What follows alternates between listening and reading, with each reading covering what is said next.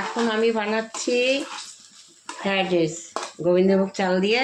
প্রথমে ঘি দিয়ে চালটাকে ভেজে নেব। এই আলাদা জল বসিয়েছি, এর মধ্যে সব দেওয়া আছে, নুন, চিনি, তেজপাতা, গরম মশলা, কড়াইশুঁটি, গাজর।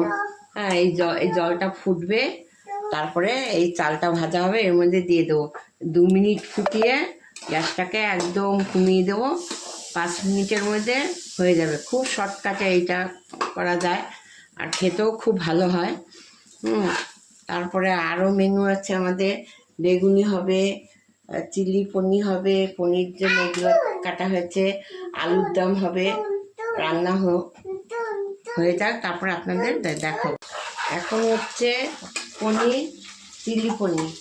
আদা আর রসুন এই করে কুচিয়ে একটু ফ্রাই করে নিচ্ছি। তারপরে এইগুলো দিয়ে দেবো, ক্যাপসিকাম, পেঁয়াজ এগুলো দিয়ে দিচ্ছি এর মধ্যে। এগুলো একটু ফ্রাই করব, করে তারপরে সস দেবো, সস, টমেটো সস অল্প দেবো, কাঁচা লঙ্কা কুচিয়ে দেবো। আর এই পনিরগুলোকে ফ্রাই করে রেখেছি, এটা পরে দেবো। এটা একটুখানি ফ্রাই করে তারপরে দেবো।